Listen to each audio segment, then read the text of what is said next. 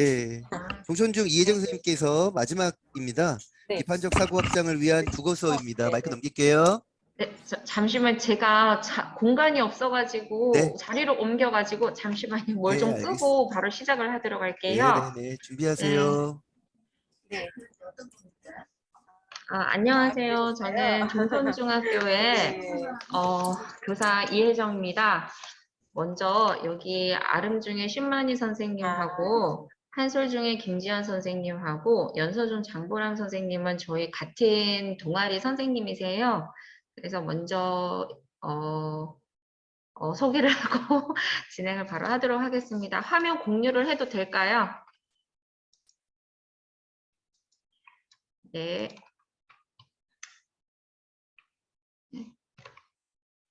잠시만요. 저희는 비판적 사고 확장을 위한 국어 수업이라는 것을 주제로 하여서 자료를 개발을 했습니다. 그런데 비판적 사고 확장을 위한 국어 수업은 사실 수업 시간에도 많이 이루어지고 있고 나름대로 선생님들이 자료를 개발해서 많이 쓰고 계세요. 그래서 색다른 것을 하기 위함보다는 전전년도하고 전년도에 비판적 사고 비문학 파트를 안 하신 것 같았고 이 주제를 그리고 흩어져 있는 자료들을 한번 모아서 나름대로 정리를 해가지고 선생님들한테 1년에 좀 틀을 한번 제공해 보는 게 좋지 않을까라는 취지로 시작을 하게 되었습니다. 저희 발표 순서는 우리 동아리가 어떻게 시작이 되었고 어떤 고민을 하고 자료에 어떻게 담아내고 그리고 마지막 선생님들 이 자료 개발 끝에 어떤 마음이 드셨는지를 정리를 해보았습니다. 저희 동아리는 한 사람 한 사람 개별적으로 신청을 해서 하나의 동아리를 이룬 형태여서 또 새로운 하나를 만든 동아리입니다.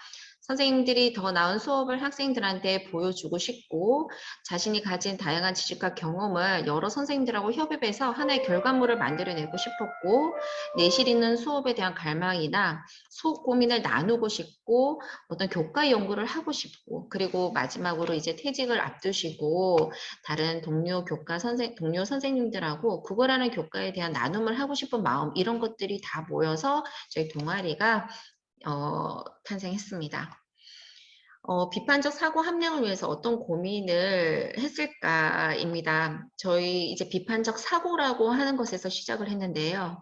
우리가 흔히 비판적 사고라 했을 때는 생각에 대한 또 다른 생각, 당연하게 여겨왔던 것을 다시 생각을 해보고 문제 상황에 대한 대안을 제시하고 주어진 상황의 문제점을 열린 마음으로 문제 상황을 분석 평가하는 일련의 어떤 것이라고 지금 되어 있습니다.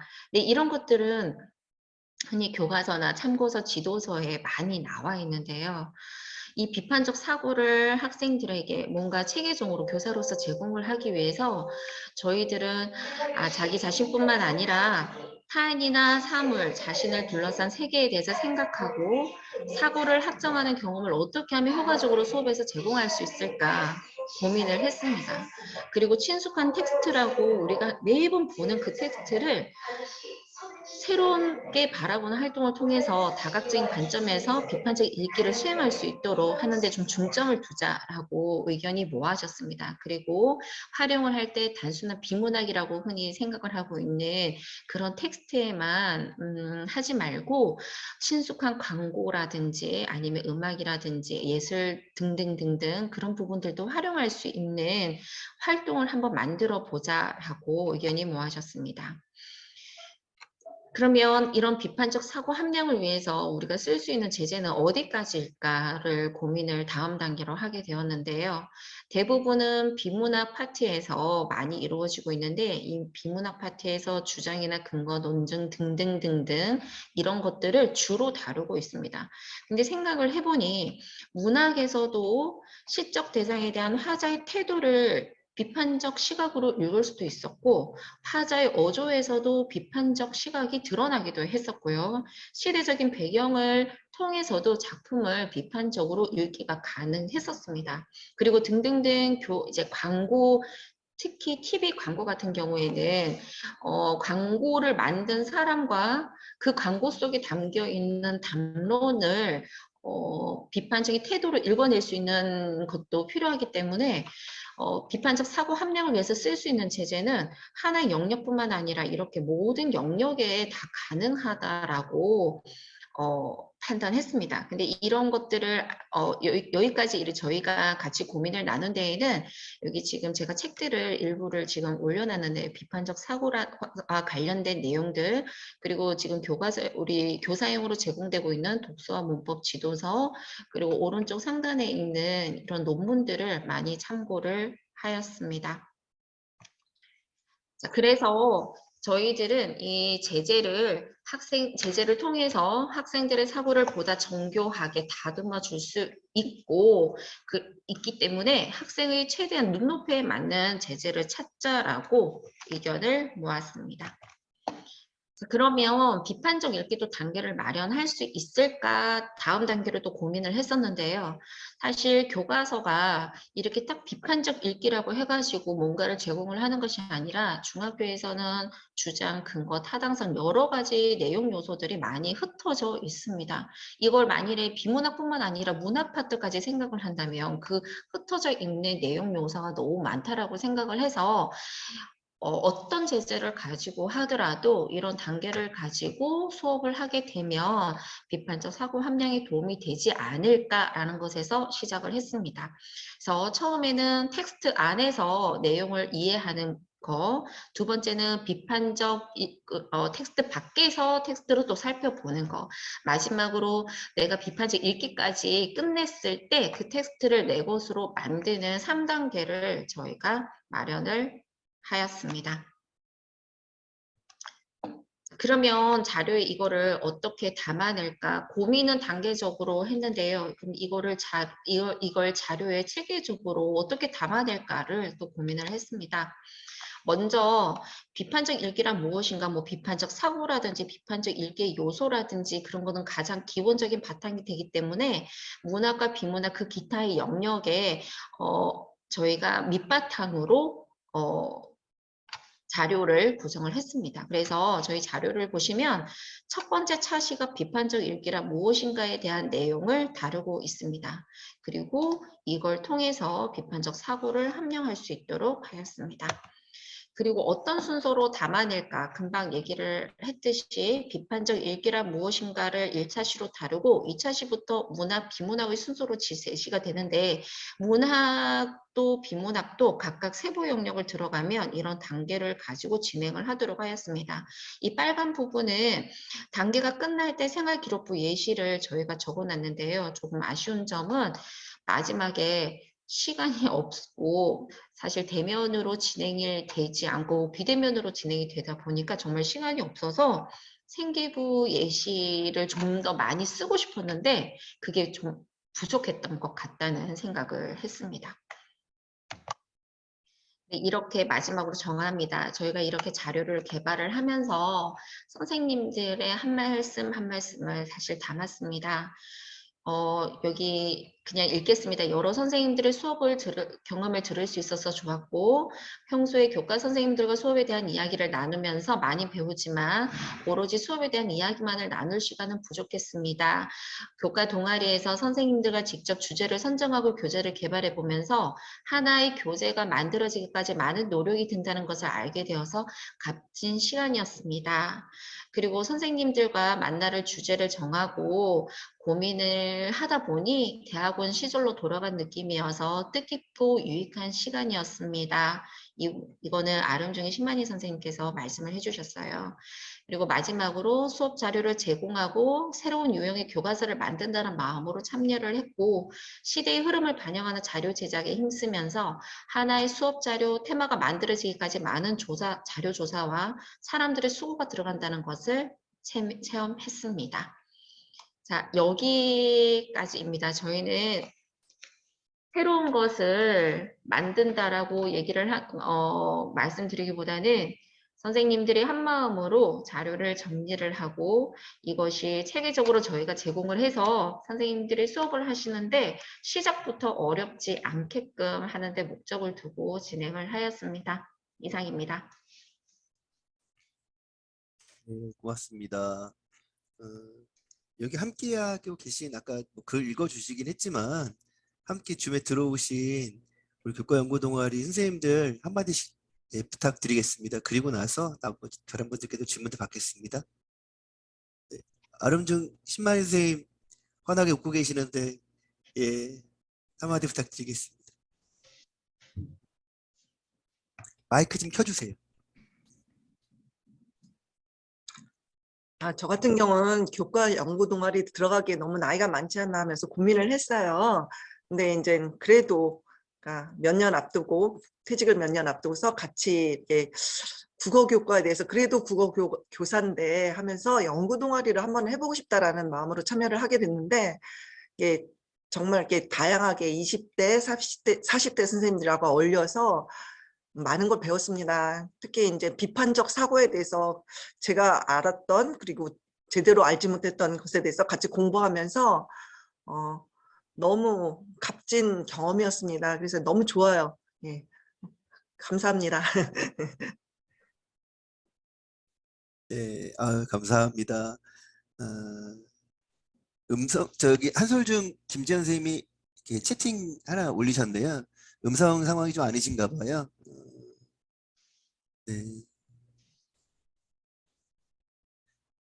여러 선생님들 만날 수 있어 새로운 경험이었다라고 올려주셨습니다. 또 함께 하신 분이 연서중 장보랑 선생님도 같이 하셨던 거죠?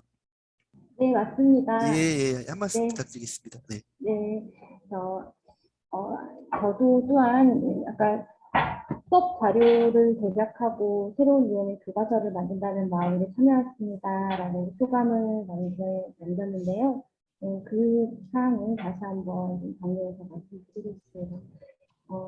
이렇게 교과 연구 동아리를 참여하면서 논문도 찾아 읽고 또 다른 선생님들과 함께 자료도 공유하고 그래서 하나의 자료가 만들어지기까지 하나의 수업 테마가 정해지기까지 굉장히 많은 시간과 노력이 들어간다는 것을 몸소 체험할 수 있었던 소중한 기회였습니다. 그래서 그 과정에서 의견을 공유하고 또 협업의 과정을 경험하면서 굉장히 저 개인적으로는 값진 시간이었다고 생각합니다.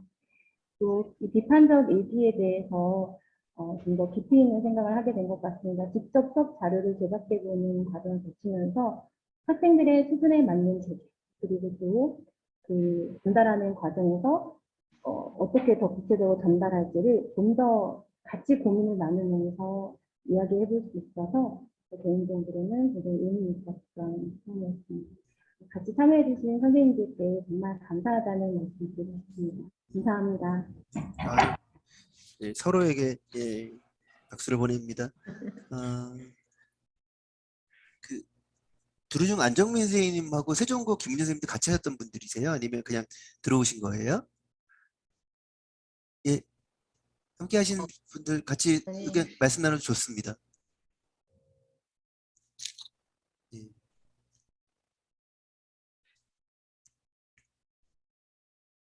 네, 혹시 나누고 싶으신 말씀 있으신 분들 있으면 편하게 예, 말씀하셔도 되겠습니다.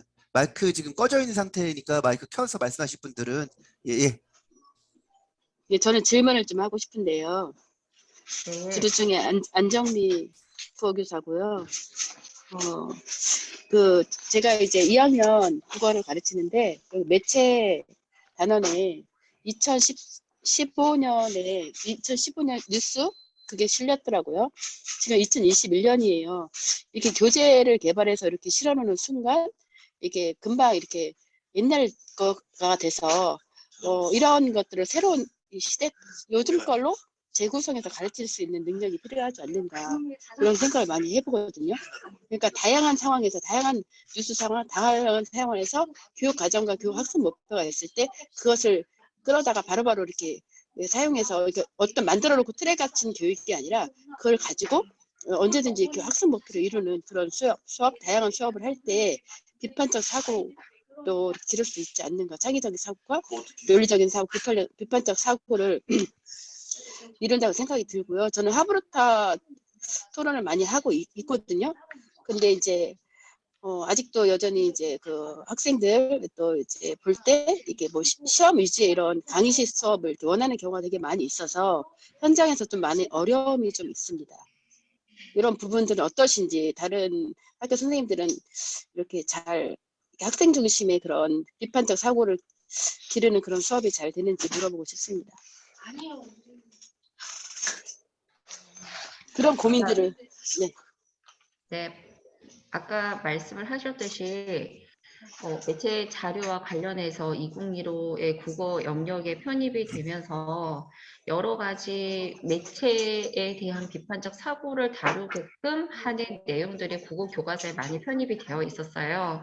근데 대부분이 TV 광고로 이 교과서에는 위주로 되어 있고 그 광고를 분석하는 설득 전략을 가지고 맨 마지막에 이 광고주의 의도를 비판하는 것으로 활동이 거의 대부분이 진행이 되고 있거든요. 네, 말씀하신 대로 시대가 변하면서 예전에는 교과서에 지금 틀에 잡혀 있는 그런 광고라고 하든지 하는 것들이 제재는 되게 협소해요. 근데 선생님들의 역량이 중요한 게 요즘 같은 시대에는 광고를 분석하는 것도 중요하지만 너무나도 많은 정보들이 오고 가는 사이에서 가짜 뉴스와 진짜 뉴스를 구분하는 것이 오히려 더 화두가 되고 있어요. 그래서 그것을 보는 안목은 사실 선생님들께 되게 맡겨야 될 것 같고 저희는 그 수업에 조금의 도움을 주기 위해서 어떠한 제재를 가지고 오더라도 이런 단계로 진행을 하면 비판적 사고 함량에 조금은 좀 수월하게 내가 좀 학생들한테 접근할 수 있지 않을까 하는 부분에서 저희 동아리는 시작을 했어요. 선생님 말씀하시는 대로 제재에 대한 고민은 되게 많은데 의외로 제가 고민한 것에 비해서 학생들은 너무나 쉽게 접근을 하고 너무나 쉽게 만들어낸다는 것을 알고 나니 오히려 마음이 저는 더 편해진 것 같습니다. 예를 들어서 1학기 7월 달에 저희가 시험이 끝나고 나면 생각보다 할 일이 많이 없잖아요. 그래서 방학 직전에 시중에 지금 TV에서 광고가 되고 있는 것들을 학생들한테 분석을 하고 광고주의 의도를 파악하는 활동을 3시간짜리를 했었어요. 근데 너무나 다양하게 분석을 하고 그거를 정확하게 의도를 읽어내는 모습을 보고 시대는 변하고 비판적 사고가 요구되는 영역들은 정말 많지만 선생님이 만들어 주기만 하면 학생들은 얼마든지 가능하겠구나라고 저는 믿고 있습니다. 이상입니다. 네, 감사합니다. 네, 또 같이 말씀 나누실 분 있으면 예, 말씀해 주셨습니다.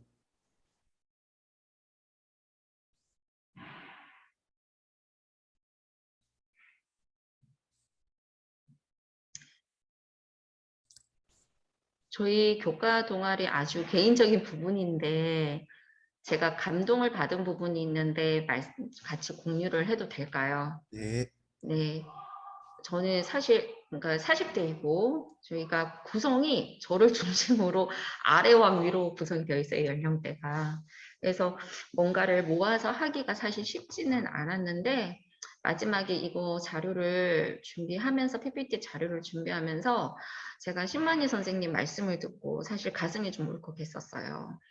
퇴직을 앞두고라는 말을 두시면서 내가 이 교과 동아리를 하게 된 계기와 교과 동아리를 하고 나서 후의 소감을 말씀을 해주셨는데 보통은 선생님들이 연세가 드시고 퇴직을 앞두고 있으면 조금 마음이 느긋해질 수 있다는 생각이 좀 들어요. 그런데 마지막까지 내 수업에 대해서 고민을 하시는 모습이 정말 감동적이었고 제가 이 부분을 PPT의 마지막 이렇게 전합니다에 적을 때 정말 약간 눈시울이 좀 뜨거워지는 느낌이 들었습니다. 어떤 모습으로 제가 마지막에 남아있을지는 모르지만 저런 마음가짐으로 교직의 끝을 끝내고 싶다라는 생각을 해서 저는 그냥 이 자리를 빌어서 제가 아름 중에 신만희 선생님을 만날 일은 없거든요. 하지만 선생님을 너무 응원한다라는 생각을 좀 박수를 좀 드리고 싶어요. 선생님 감사드리고 너무 대단하세요. 고맙습니다. 네. 감사합니다.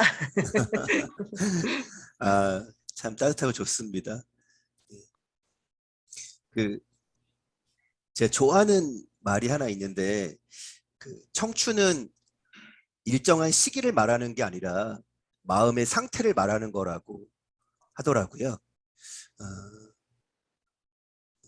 그런 마음이 있으면 다 청춘이지 않나라는 생각이 들고, 청춘인데 그런 마음 없이 그냥 사는 사람들도 많더라고요. 어,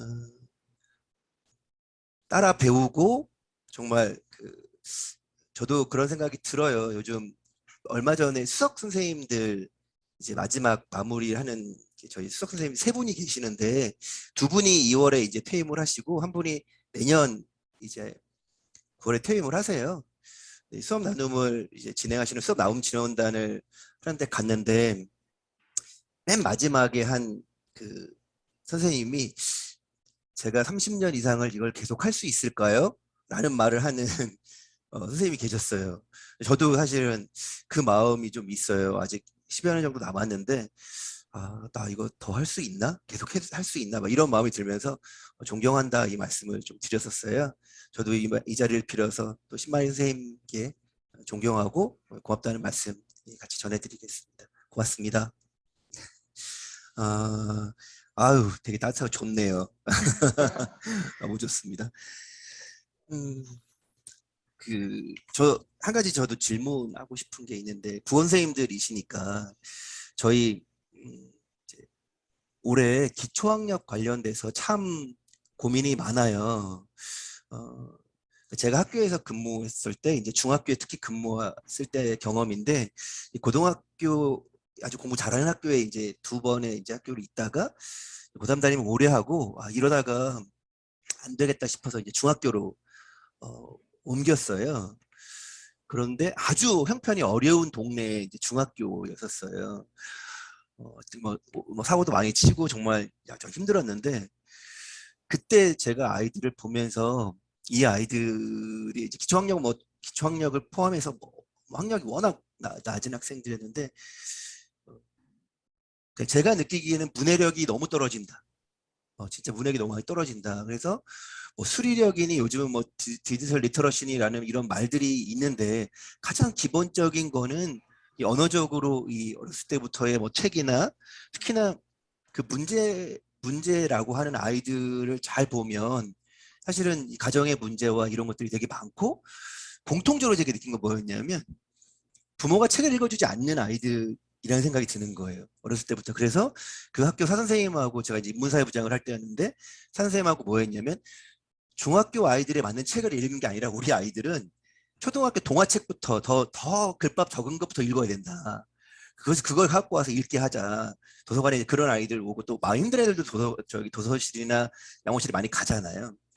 그랬던 경험이 있어요. 최근 들어서 올해 이제 교육 회복 이런 어려운 상황에 이 문해력이라는 부분들, 기초학력이라는 부분들이 계속 나오면서 이 부분을 우리가 어떻게 해야 되나라고 얘기를 하면, 끝내는 아주 기본적으로는 글을 읽지 못하는, 글조차 읽지 못하는, 이게 우리가 어떻게 접근해 줘야 되나라는 고민들을 사실 하고 있습니다. 그래서 뭐 이번에 따뜻한 손길이라고 하는 뭐 그런 기초학력 관련되어 있는 지원단도 구성해 보려고 고민을 하고 있는데, 부원 선생님들이 바라보시는 우리 기초학력의, 우리 국어의 문해력은 어떤지, 그리고 지금 이 코로나 상황에서 그거에 대한 진단을 한다면 중학교에 근무하시는 선생님들 입장에서 보시면 지금 아이들이 코로나 상황에서 이 문해력이나 이런 부분들이 이제 더 체감할 정도로 어려운 상황인가, 한번 좀 이야기를 듣고 싶어서 말씀드려봤습니다.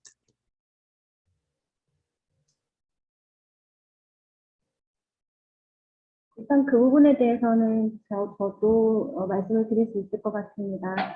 저는 연서중학교에서 근무하고 있는데요. 중학교 1학년, 2학년 국어를 맡고 있습니다. 학년 걸치기를 하면서 두 학년에 들어가면서 느끼는 점이 바로 말씀하신 코로나로 인해서 영향받은 학생들의 문해력입니다.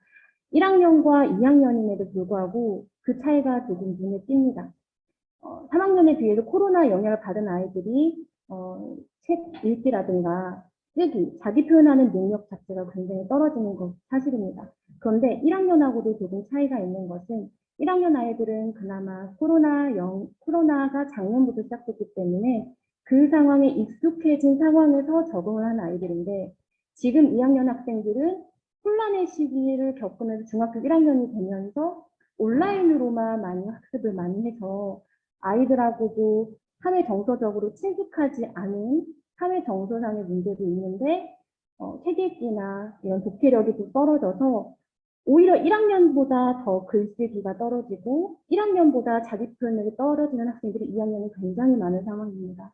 현재 현장에서 근무하는 입장에서 2학년 아이들, 현재 아이들을 위한 대책이 좀 더 필요한 상황이라고 느낍니다.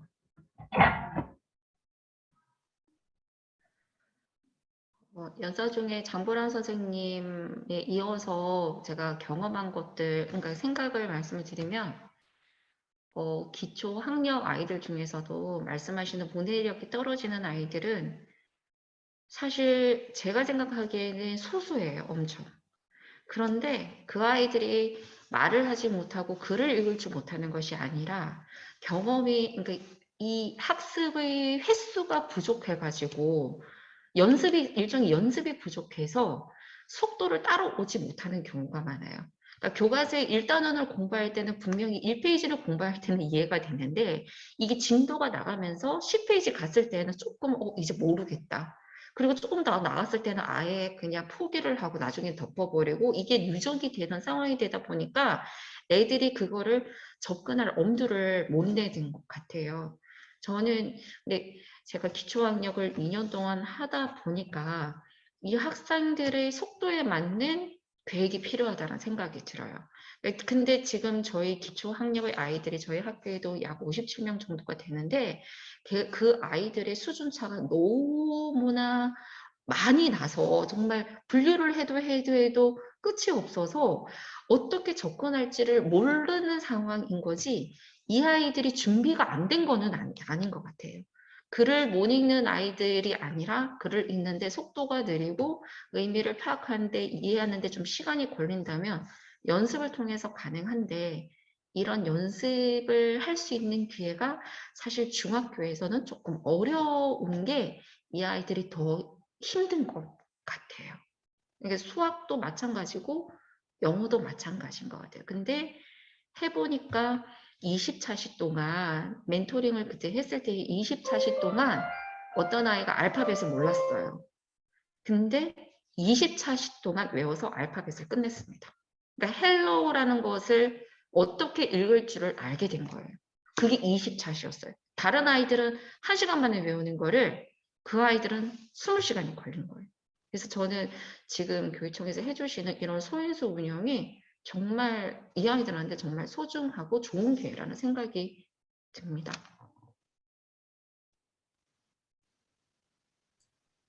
네. 채팅방에도 또 글을 같이 올려주셨어요. 한번 제가 읽어보겠습니다. 한소중 김지현, 저는 작년부터 계속 3학년을 맡고 있는데 코로나 때문에 특별히 문해력이 달랐다고 느껴지진 않습니다. 학생들의 어휘력이 부족하고 그래서 필요한 정보를 찾는 능력은 전체적으로 조금 부족한 생각을 해본 적은 있지만 코로나가 큰 영향을 줬다고는 생각하지 않습니다. 오히려 활동 수업이 줄어들어 상호작용이 줄어드는 것이 문제점이라고 생각합니다. 아마 기초학력 대상 학생으로 대상으로 한 수업이 아니어서라고 생각됩니다. 네, 맞습니다. 또 여러 요인들이 참 있고 이혜정 선생님 말씀하신 것처럼 그 진짜 하나하나의 개별적인 부분들을 고민해야 되는 거죠. 제가 사실은 이 기초학력 관련돼서 우리 교육청은 좀 규모가 작아서 좀 큰 교육청들은 어떻게 지원을 하고 있는가라고 봤더니 서울교육청은 난독증만 전담하고 있는 사람이 있더라고요. 그러니까 진짜 여러 유형들이 있는 거죠. 근데 우리는 그냥 기초학력 미도달 이 하나로 이렇게 그냥 말 그대로 퉁치고 얘기할 수 없는 정말 다양한 아이들이 존재하잖아요. 뭐 고교학점제가 아이들의 진로에 뭐 학생 맞춤형으로 제공을 해준다 막 이러면서 고민하고 이야기하고 있는데 진짜 맞춤형이라는 부분들에 대해서 그렇게 이렇게 쉽게 얘기하지 말고 정말 하나하나의 어떤 그런 부분들을 고려하는 그런 시대에 우리가 지금 놓여 있구나라는 생각도 들고 그게 맞지 않나 우리가 지금까지 이렇게 무리지어서 그냥 이렇게 이런 부류 이렇게 얘기하지 하지 말아야 하는 시대에 있구나라는 생각도 참 많이 들었습니다. 더불어 수업도 그리고 또 기초학력에 관한 조언도 같이 들을 수 있는 소중한 시간이었습니다. 오늘 두 번째 날 수업 나눔 토크를 마감하려고 하는데 그 따뜻한 이야기 그리고 또 아이들에 대한 소중한 마음이 같이 담겨 있는 이야기를 나누면서 마치게 돼서 참 기분 좋습니다. 예, 서로 박수 치면서 오늘 마감하도록 하겠습니다. 건강하십시오. 고맙습니다. 감사합니다.